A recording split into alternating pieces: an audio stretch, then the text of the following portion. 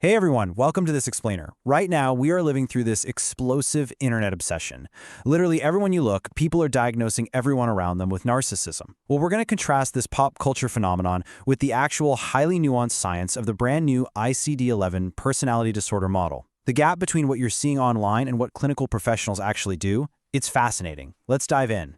If you've spent any time online recently, you've probably scrolled past social media posts dissecting, the 7 weird texting habits of a narcissist, or videos explaining how you can identify one by how they smell. I'm not kidding, that is a real example. The sources we're looking at today highlight how a clinical diagnosis has basically been hijacked. It's turned into a viral buzzword, a catch-all term used to describe anyone who is selfish, rude, or frankly, just a bad ex. The word narcissist is being thrown around so liberally that it's essentially lost its original clinical meaning. And honestly, it goes way further than just that one word. Social media has essentially invented an entire vocabulary of arbitrary micro-labels. So now we've got the covert narcissist, who's supposedly secretly insecure, the communal narcissist, who volunteers for charity just for the recognition, and even the hypervigilant narcissist, who's overly sensitive to tone. We totally get it. People crave simple explanations for complex emotional pain. But as our sources point out, these micro-labels have absolutely zero clinical basis. They're just arbitrary boxes that oversimplify human behavior, reducing actual, multidimensional people into one-dimensional villains. It gets even wilder. This armchair diagnosing has gone so far that you'll see totally fabricated claims circulating online. Stuff like, narcissistic abuse affects over 158 million people in the US. No way! That number is completely made up. It's drawn from pure speculation, not actual medical data. Now, while the terminology of narcissistic abuse can feel incredibly validating for survivors who are trying to make sense of genuine emotional trauma, the articles warn us that this armchair diagnosing is a really slippery slope. Making up stats risks severely stigmatizing clinical mental health conditions, essentially treating everyone with a specific diagnosis like an inherent abuser. So, if the internet's habit of pathologizing every bad behavior, like say a one-word text response, is so deeply flawed, we really have to ask, how do actual medical professionals diagnose and understand these complex issues today? Well, the answer might completely surprise you, because the whole paradigm has literally just shifted. Section 1. The Clinical Reality, ICD-11. Okay, so this brings us to the World Health Organization's ICD-11. This is the 11th revision of the International Classification of Diseases, which came into effect back in 2022. It's the official rulebook for mental health professionals globally. And here is the absolutely monumental update. The ICD-11 completely abolishes the old, rigid boxes of specific personality disorders. Yep, that means the standalone narcissistic personality disorder category, as a specific discrete box you're either in or out of, it's gone. Under this new system, all specific types have been merged into one broad diagnosis, simply called personality disorder. It's now fundamentally defined by deep, pervasive problems in 2 key areas. First, self-functioning, so issues with identity and self-worth, and second, interpersonal functioning, meaning how you understand and interact with others. It's not about fitting a viral label anymore. It's about persistent, maladaptive patterns that cause substantial distress and impairment in everyday life. Section 2. Measuring severity over labels.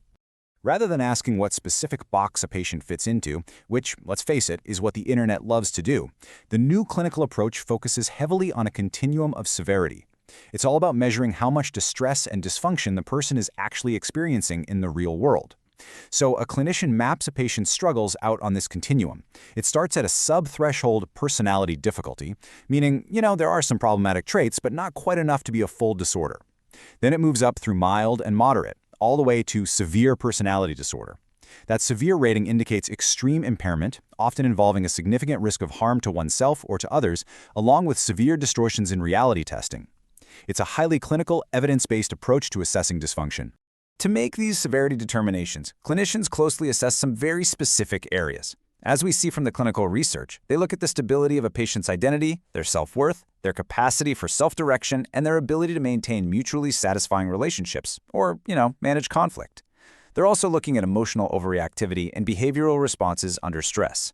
This is so much deeper than just asking, hey, does this person act selfishly at parties?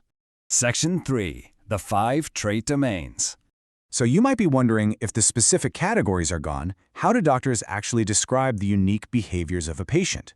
Well, once a level of severity is established, the ICD-11 allows clinicians to describe the specific flavor or style of the disorder using distinct trait domains. These 5 trait qualifiers are essentially the new vocabulary. They act like building blocks, conceptually pretty similar to the big 5 personality traits you might have heard of in psychology.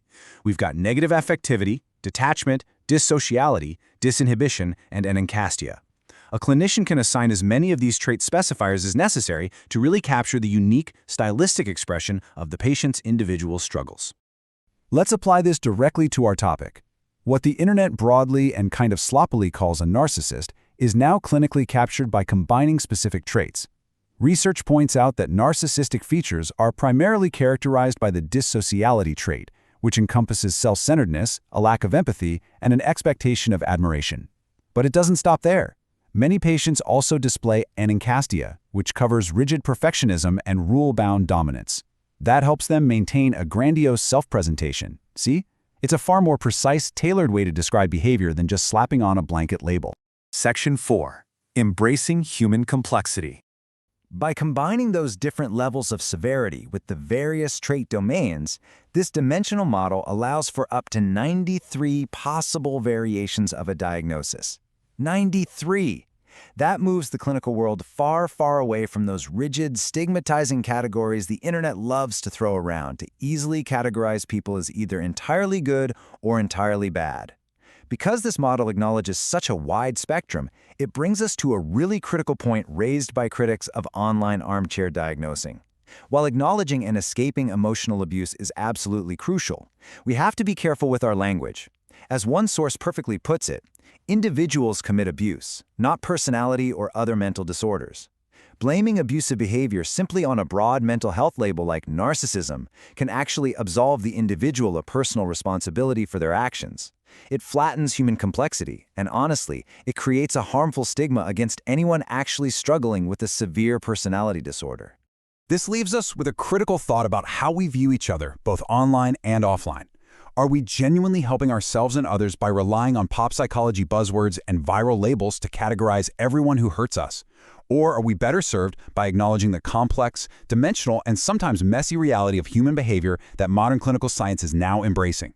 It's definitely a question worth asking the next time you see a 60-second video diagnosing your coworker. Thanks for joining me for this explainer. I hope it gave you some good food for thought.